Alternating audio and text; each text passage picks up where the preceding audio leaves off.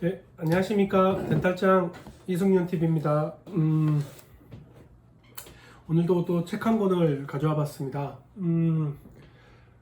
인공지능에 관한 얘기인데요.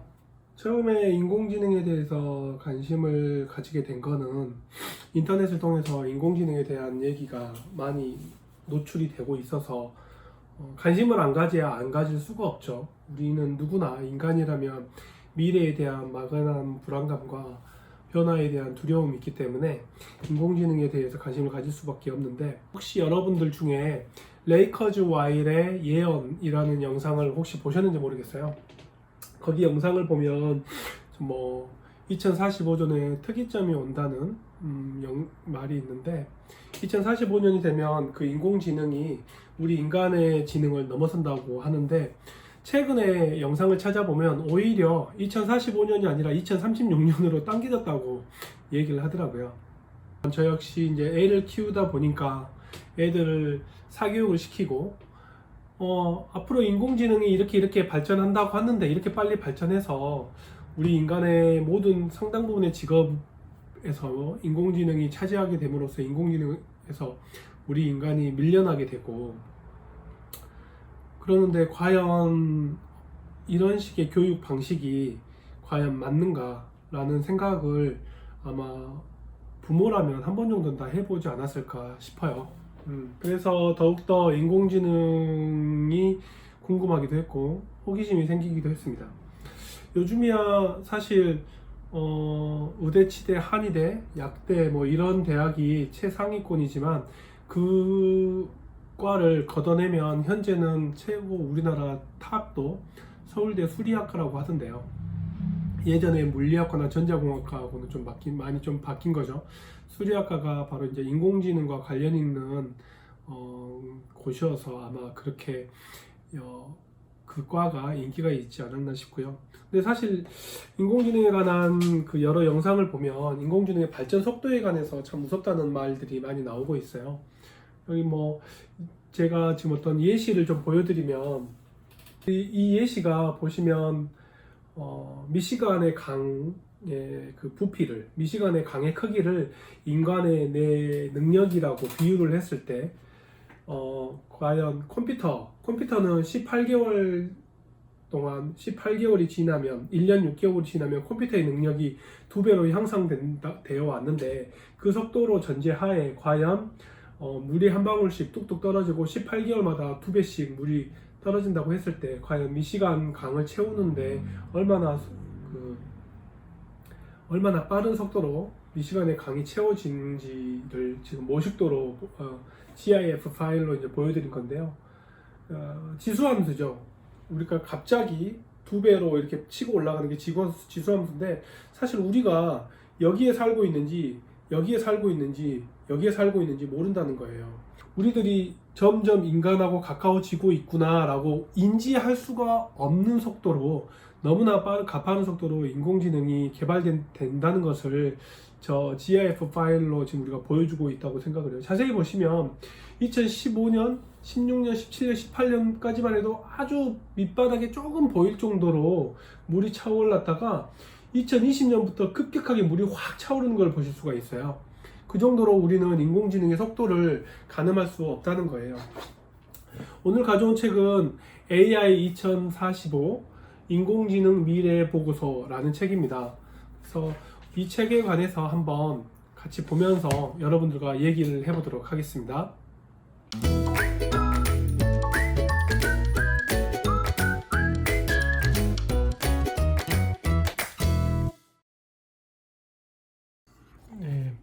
AI 2045 인공지능 미래 보고서, AI와 인간이 공존하는 세상의 시작이라 그래가지고, 이 책은 원래요 일본 경제신문사에서 기획 기사였다고 해요.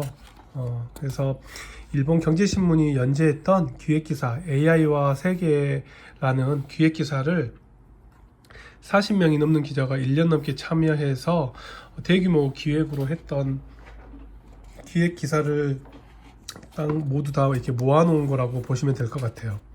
이스라엘에서는 AI 창업이 상당히 활발하게 이루어지고 있다고 합니다. 그래서 뭐 군인 출신 엔지니어도 창업에 뛰어들고 있고요. 이미 상당 부분 우리의 업무에 AI 인공지능이 많이 포함되고 있다는 것을 알 수가 있어요. 여기 보시면 사례를 보면 AI가 바꾼 업무 방식이 해주고, 미국의 판사들은 AI를 사용해도 좋다가 아니라 사용해야 한다고 바뀌었다고 지적을 해요. 무슨 말인고 하니, 미국에는 두 종류의 변호사가 있는데, 법정에서 상대 측과 다투며 변론하는 변호사와 조사를 담당하며 증거물을 전문적으로 분석하는 변호사. 그러니까 이런 변호사들이 보통 로펌의 젊은 새끼 변호사들이죠. 이런 변호사들이 어떤 재판이 있었을 때 그 재판과 관련된 판례나 증거 기록들을 분석을 하는데, 엄청나게 많은 문서를 일일이 다 분석을 해야 되는데 AI가 이런 걸 다 한다는 거죠. 그래서 젊은 변호사가 많은 일자리를 잃게 되는데, 오히려 판사들 입장에서는 재판 날짜를 지정해도 변호사가 그때까지 증거를 정리하지 못하면 재판 날짜가 미뤄질 수밖에 없어서 판사들은 무조건 AI를 사용해야 한다고 지금 바꾸고 있다고 합니다. 그래서 미국 같은 경우에 로펌에는 상당히 AI가 많이 보급이 됐다고 하고요. 일본의 어느 한 회사는 3년 전에 직원들의 문의, 자꾸 이제 직원들이 회사 오너한테 자질구레한 것부터 업무에 관해서 많은 지시사항을 문의하게 되는데, 이런 문의를 패턴 안에서 자동 응답하는 시스템을 만들어서 사내 메신저에 적용을 했다고 해요. 이렇게 자기 얼굴하고 똑같이. 그런데 거의 커뮤니케이션의 80%를 대체했다고 하죠. AI 노벨상을 탈 수 있을까? 유럽 입자 물리연구소에서 암흑물질을 발견한다면 노벨상급 쾌거라고 하는데, 문제는 원형 가속기로 우주 탄생 순간을 빅뱅을 재현하면 AI가 이거를 인식해서 암흑물질을 찾아내고 분석을 한대요. 근데 AI가 결론에 도출하기까지 거쳐야 하는 계산 과정이 너무 복잡해서 이를 밝히려면 인간은 너무 시간이 오래 걸린다는 거죠. 그리고 암흑 물질과 발견해서 노벨상급 성과를 AI가 발견했다 하더라도 어떻게 해서 이렇게 결과가 나왔는지를 인간은 알 수가 없대요. 인공지능이 너무나 빨리 분석을 해버리고, 그 수만 년의 세월 동안 분석을 해야 될 거를 AI가 분석을 해버리니까, AI가 어떤 경로로 이런 노벨상급 결과가 나왔는지를 도무지 인간은 결과만 알 뿐 그 과정은 이해할 수 없는 시기가 온다는 거죠. 그래서 AI가 진화한 시대에 인간의 존재의 가치는 과연 무엇인가에 대해서 생각을 하지 않을 수가 없었대요. 그래서 2000 몇십 년은 노벨상을 AI가 싹쓸이하는 시대가 올 수도 있을 거라고 해요. 그래서 AI는 불가능하고 오직 인간만이 가질 힘을 찾는 여행이 이미 시작이 됐다고 합니다. AI로 음원을 분석을 해서 히트할 가능성을 예측을 하기도 한다는데요. 노라 존스의 Don't Know Why 앨범도 AI 분석 결과 이미 그 앨범이 히트칠 거라고 예견이 됐다고 하고요. 마룬 5의 This Love라는 곡도 AI가 선택했다고 해요. 그것뿐만이 아니에요. 이제 소설도 AI 같습니다. 이 소설가 아사히료는 전체적인 내용에 대한 개괄적인 전반적인 흐름에 대한 내용의 플롯은 AI가 짜주고, 자기는 문장력으로서 작가성을 발휘하는 형태로 소설을 하고 있다는 거죠. 클라이막스는 어디에 넣어야 될까? 주인공은 남자일까? 도시에 사는 게 좋을까? 지방에 사는 게 좋을까? 어떤 무수한 선택지에서 가장 극적이고 그런 전체적인 흐름을 AI가 잡아주고, 그리고 나서 그 흐름에 맞게 문장력만 작가가 쓰는 거죠. AI가 많은 딜레마를 가져오기도 한다고 해요. 우리가 이제 AI를 통해서 자율주행도 우리 이제 금방 현실화 될 예정이잖아요. 보시면 보세요. 운전자 한 명을 태운 자율주행 자동차가 이대로 계속 달린다면 보행자 10명을 칠 것이 분명한 상황이다. 이때 재빨리 핸들을 꺾어 운전자를 희생시킨다. 둘째, 그대로 달려 보행자를 희생시킨다. 자, 이런 경우일 때 인간의 응답자의 76%는 재빨리 핸들을 꺾어 운전자를 희생시킨다라는 알고리즘을 선택을 한대요. 근데 그런 알고리즘을 선택한 자율주행 자동차에 탈 의향이 있냐고 물어봤더니 타고 싶지 않다라고 말한 응답자가 대다수였다고 합니다. 사실 자율주행이 이런 것뿐만이 아니라 만약에 사고가 났을 경우에 자동차 보험 처리는 어떻게 할 것인가, 사실 이런 것도 많은 딜레마고 보험사들도 엄청나게 많은 격변의 환경에 지금 노출이 되고 있어요. 짐 노저스는 AI는 중국이 유리하다고 말하고 있어요.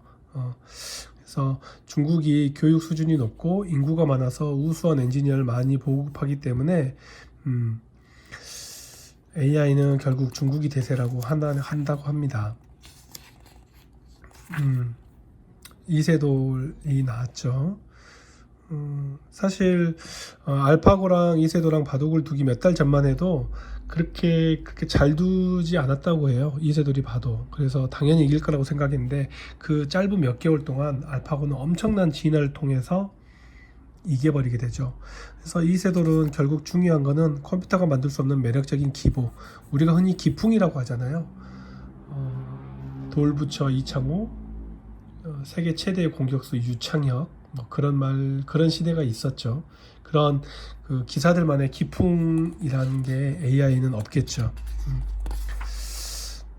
그래서 인간의 인공지능을 뛰어넘는 시기가 언제 올 거냐라는 물음에 아까도 도입부에서 얘기했지만 사실은 레이커즈 와일이 2045년에 특이점이 올 거라고 했는데 오히려 요즘은 2036년으로 보고 있다고 해요. 그 정도로 싱귤러리티가 정말 빨리 우리 곁에 왔다고 합니다. 이세돌이 인간 프로 기사만이 할 수 있는 일에는 뭐가 있을까라는 질문에 바둑판 위에 나를 어떻게 표현할까? 그것은 인간만이 할 수 있고 앞으로 제가 보여줄 수 있는 것이 아닐까요? 라고 얘기를 했다고 합니다. AI가 인류를 뛰어넘는 미래상, 활자 인쇄를 통해서 인류는 기록 문화를 발전시켰죠. 그리고 그런 기록 문화를 통해서 일부 국가가 가지고 있었던 무역 독점 체제가 무너졌고요. 전화 인터넷이 등장하면서 더욱더 정보의 평등화가 이루어져 있죠. 그렇지만은 AI 시대가 오게 되면 정보의 양과 처리 능력에 관해서 급격히 인공지능이 발달한 국가에 의해서 쏠림으로써 급격히 인간의 나라별로도 격차가 심해지고요. 그거를 이제 AI 디바이디드라고 한다고 합니다. 그래서 또 다른 그 AI 디바이드와 관련된 책이 또 있는데요. 그 책을 보면 어느 한순간 국가 간의 격차는 더 이상 영원히 이제 따라잡을 수 없는 수준으로 벌어진다고 합니다. 그 AI 때문에.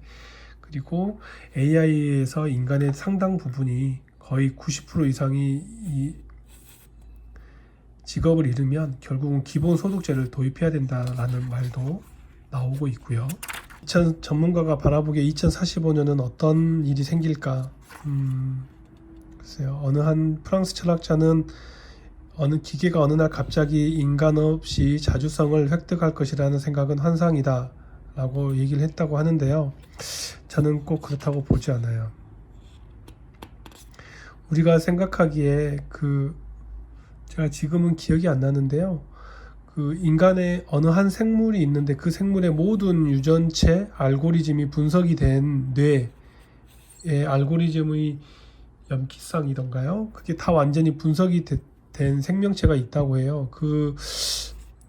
제 기억에는 32개의 프로그램밖에 없다고 하는데 이 프로그램이 조합이 되니까 전혀 예측하지 못했던 어떤 물건이나 빛이 쪼였을 때 지렁이가 도망가고 그런 예측하지 못했던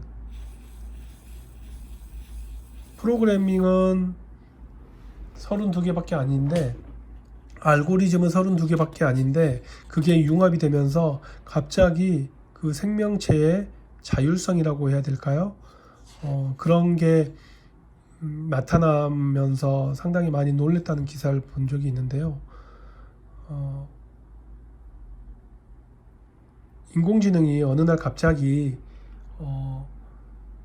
알고리즘이 점점 늘어나면서 갑자기 자주성이 획득될 가능성도 저는 있다고 봐요. 그래서 정말 무서운 것 같아요. 인공지능의 발전이 어느 날 갑자기 확 발전하면서 아직은 미지의 세계이긴 합니다만은 미지의 세계라기보다는 알 수 없는 미래죠. 이 스탠퍼드 대학교 교수의 폴 사퍼는 더욱 강한 규제가 필요하다고 했고요. 어느 CEO는 AI 사고 방식은 인간보다 깊고 넓다. 그러나 최종 결정은 인간이 직감으로 한다. 일본의 어느 한 종교 스님은 종교적인 측면에서 봤을 때 새로운 기술의 진보는 인간의 존재 가치를 다시 묻는 계기가 될 것이다. AI가 죽음을 바라보는 관점을 바꿀 수 있다고 얘기했고요. 세상을 떠난 사람을 가상세계에 재현하는 것이 기술적으로 가능하지만 과연 윤리적으로 그러한 개발이 허락될까? 새로운 윤리적 기준이 필요하다. 그러니까 인간의 뇌를 완전히 컴퓨터상으로 다운로드 시켜가지고 컴퓨터상에는 나하고 똑같은 생각과 똑같은 사고방식을 하고 있는 목소리까지 목소리 정보까지 넣으면 거의 똑같은 사람이 있을 수 있겠죠.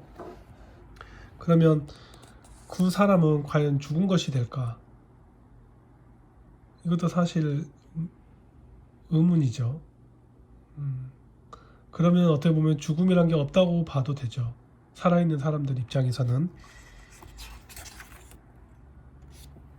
어떤 회사는요, AI를 통해서 직원들의 근무 태도와 야근 시간을 바탕으로 직원이 퇴사할 건지 퇴사하지 않을 건지를 미리 가려내는 시스템을 개발했다고 합니다. 그리고 미국 마이크로소프트사 중국지사에서 개발한 AI 샤오빙은 8,900만 명의 스마트폰으로 샤오빙과 대화를 나누면서 자신도 모르게 우정과 사랑을 키운 사람들이 있다고 해요. 그래서 이 샤오빙은 바로바로 답장을 해준대요. 그래서 중국의 어느 한 대학생은 늘 샤오빙과 연결된 느낌, 항상 말을 걸면 대답을 해주고 고민이 있을 때 재밌게 웃게 해주고 그래서 연결된 느낌이 있다고 하고, 2016년에 로봇과의 연애를 주제로 과학자, 역사, 종교 전문가들 모여 회의를 했다고 해요. 그래서 2050년에는 인간과 로봇이 결혼이 합법화될 것이라고 예언을 했다고 합니다. AI도 나를 사랑한다고 믿을 수 있다면 인간이 서로 사랑하는 것과 다른 점은 무엇일까? 그렇죠? 이거는 일본의 한 모습인데요. 강아지 로봇 아이보의 장례식을 하는 모습이에요. 네.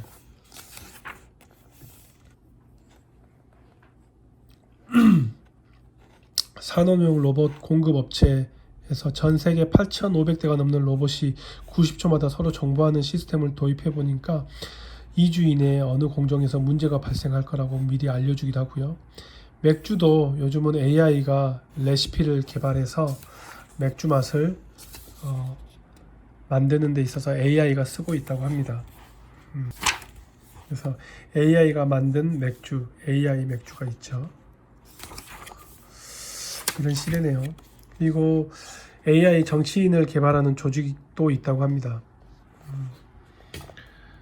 사실 정치에 불만이 많은 국민들한테는 이런 생각을 안 해봤을 수가 없겠죠.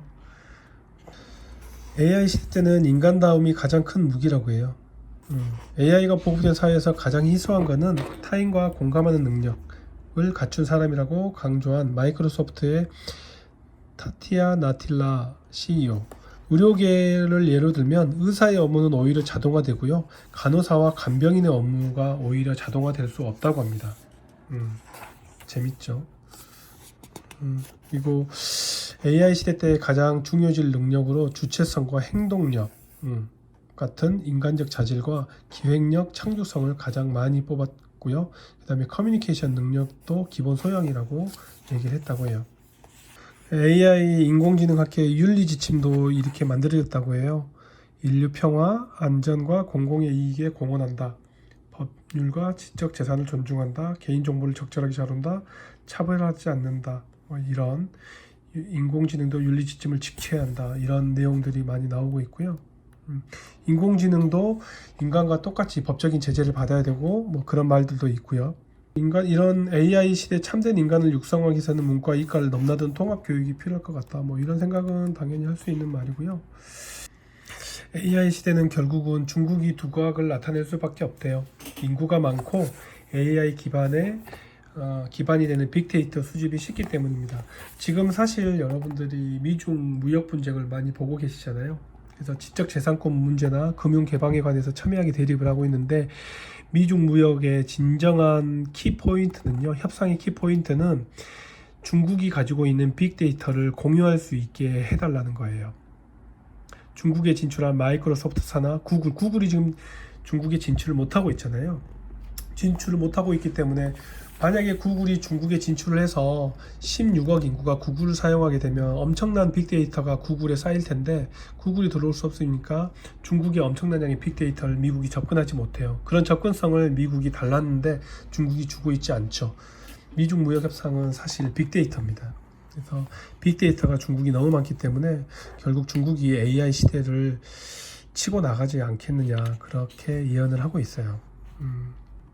살아있는 드론을 곤충을 이용해서 이렇게 곤충의 근육을 조종하는 기기를 작동해 가지고 곤충 실험을 하는데, 곤충이 사실 동물 실험에 적용되는 윤리 규약이 적용되지 않기 때문에 곤충으로 이렇게 했다고 하는데, 과연 AI는 어떨 것이냐. AI 역시 인류와 동등한 책임을 부여해야 한다라고 유럽의 결의안이 제출됐다고 하고요. 유럽에서는 로봇 소유자에게 로봇세를 부과한다거나 로봇 기능을 정지시키는 스위치를 만드는 구체적인 방법이 논의되고 있다고 해요. 중국의 빅데이터 활용하는 걸 보면 중국의 충칭시에 사는 어느 한 사람이 27년 만에 아들을 보고 눈물을 흘렸대요. 그러니까 중국의 포털 사이트 바이두 AI가 행방불명이 된 가족을 찾는 사이트에 6만 명 이상의 사진을 분석을 했고요. 그 2천만 명의 사진 2억 장을 AI에 입력을 해가지고 세월에 따른 얼굴의 외모 변화를 학습시키게 해가지고 이 26년 전에 헤어졌던 아들의 얼굴을 찾았다고 합니다. 그래서 이 중국이 정말 무서운 게 이 독점한 데이터를 바탕으로 서비스와 상품을 개발해버리면 중국의 AI를 따라잡기는 거의 힘들지 않겠느냐. 중국이 무서운 점은 정말 그런 것 같아요. 일본도 일본 특유의 장점이 있죠. 일본이 간병 문화가 발달해 있다 보니까는 향후 간병이 필요한 상태를 예측하는 데이터가 많으니까, 이런 사람이 나중에 나이가 들어서 이런 간병이 필요하다, 그런 데이터가 많으니까 향후 간병이 필요한 상태를 예측하는 서비스를 시작했다고 합니다. DHL은 세계 3천만 건의 공개 정보를 통해서 한진 해운이 이상이 생길 거라는 걸 이미 얘기를 했다고 해요. 4개월 뒤에 한국의 한진 해운이 부도를 맞아 전 세계 공급의 체인에 큰 혼란을 빚었다. 근데 이거를 DHL은 이미 예언을 했다고 합니다. 그리고 AI를 사용해 어휘력이나 대화 패턴을 분석하고 치매 징후를 발견하는 프로그램도 있다고 하고요. AI의 단점은 결국은 소비 전력이 크다는 거예요. 인간의 뇌는 생각을 할 때 21W 에너지를 소비하는데 알파고는 소비 전력이 25만 W, 인간의 12,000배나 전력을 소비한다고 하고요. 지금 여기 보시면 우리나라 가천의대 길병원에서 암 환자의 상태를 입력을 하고 왓슨이라는 프로그램을 이용해서 가장 현재 이 환자가 이 AI 치료실에 들어온 이 순간까지 발표된 모든 논문을 토대로 가장 최고의 치료법을 제시를 하고 의사가 승인을 한다고 해요. 그래서 연간 사용료를 10억 원을 IBM에 지출한다고 하고요. 보통 연봉 1억 6,500만 원, 의사 6명 정도 고용하고 있는 셈이라고 하네요. 이미 의료계에서도 이렇게 AI를 통해서 진단을 하고 치료 계획에 포함을 시키는 게 시작이 됐고요. 이거의 가장 장점은 일손이 부족하고 의료 시스템이 부족한 지방에서 의료 질의 평등화에 기여를 할 수 있다고 예언을 하고 있습니다. 사실 이 책 이외에 아까 내용 중에 AI 디바이디드라는 말이 나왔는데, AI로 인해서 사람들 간의 경제력, 그리고 국가 간의 파워라고 해야 될까요? 이게 AI에 의해서 이제 영원히 좁혀질 수 없다고 합니다. 한번 벌어진 AI의 격차는 AI가 AI를 계속 개발하는 식으로 해서 AI 디바이드라는 말이 나왔고, 지금이라도 10년이 지나면, 앞으로 10년이 지나면 경제력의 격차를 도저히 극복을 할 수 없기 때문에 앞으로 10년, 2030년까지 10년간의 우리 개개인들의 경제력 관리도 정말 중요하다라는 말을 들은 적이 있어요. 그 정도로 AI가 과연 우리가 사는 이 시기에 과연 어떤 일이 생길지 너무 궁금하고 때로는 두렵기도 합니다. 2045년에 특이점이 발생을 한다면 지금부터 25년 뒤고요. 25년 뒤면 아마 살아있을 확률이 좀 더 높아 보이는데 과연 그 시기 때 어떤 세상이 올지, 실제로 2045년에 특이점이 올 거라고 예언했던 레이 커즈와일은 그때까지 살기 위해서일지는 모르겠지만 영양제를 120알이나 먹고 있다고 해요. 그때의 순간을 자기가 목격하고 싶은가 보죠. 그래서 그때가 되면 영원히 죽지 않고 컴퓨터 상에서, 사이버 세상에서 영생할 수도 있고 어디든지 갈 수가 있고, 우리가 체험하지 못하고 맛보지 못한 걸 얼마든지 느낄 수가 있고요. 이게 지겨우면 다시 기억을 초기로 리세팅을 해서 다시 갓난아이로 돌아가서 살 수도 있고요. 상상할 수 없는 너머의 세계가 우리 목전 앞에 있는 것 같습니다. 오늘 AI의 얘기는 여기까지 하도록 하겠습니다. 다음에는 좀 더 좋은 내용으로 여러분들을 만날 것을 약속드리면서 오늘은 여기서 마무리하겠습니다. 구독, 좋아요 부탁드리고요. 다음 시간에 뵙겠습니다. 여러분 안녕.